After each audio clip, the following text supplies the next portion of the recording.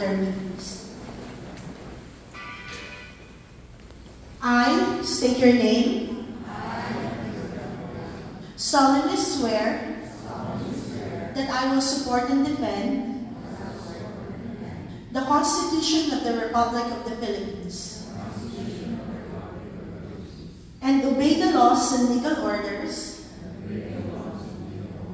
promulgated by the duly constituted authorities of the Philippines.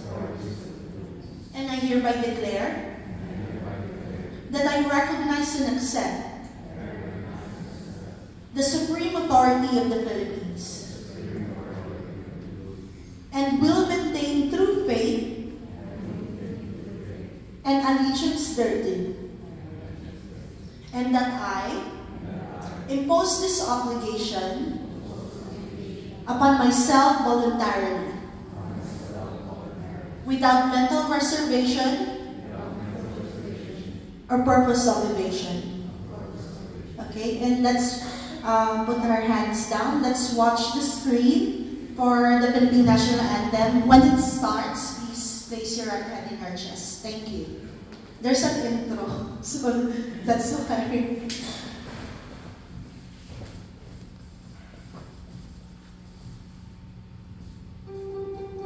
Noon pa man, malaki na ang naging bahagi ng mga kababaihan sa lipunang Pilipino. Kaisa sila sa malugdog na paghahangad ng kalayaan ng ating lahi. Kabilang sila sa paglinang ng ating makulay na sining at mayamang kultura. Kasapi sila sa pagtataguyod ng mga adhikain ng kapwa mamamayan at sa pagtugon sa mga pangangailangan ng lipunan. Katuwang sila sa pagtuklas sa mga larangan ng agham at medisina. Kapanalig sila sa pagpapairal ng batas, karapatan at katarungan para sa lahat. Kabahagi sila sa paglilingkod sa bayan at sa pagpapanatili ng demokrasyang Pilipino. Sa paglipas ng panahon, hindi nagmaliw ang kanilang pag-ibig sa ating inang bayan. Mga kababayan, ito ang aral ng mga kababaihang Pilipino para sa bayan. Tumayo po tayong lahat at sabay-sabay nating awitin ang pambansang awit ng Pilipinas.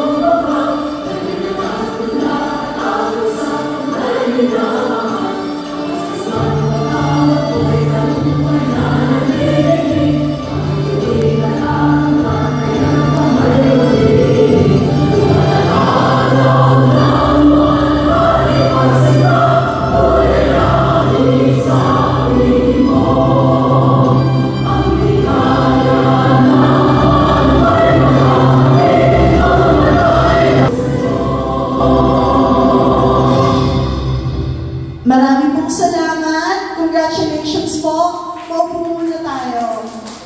So today is the last day of the International Women's Month. And you know, I'm always very proud to say that the Philippines is one of the most gender-equal countries in the world.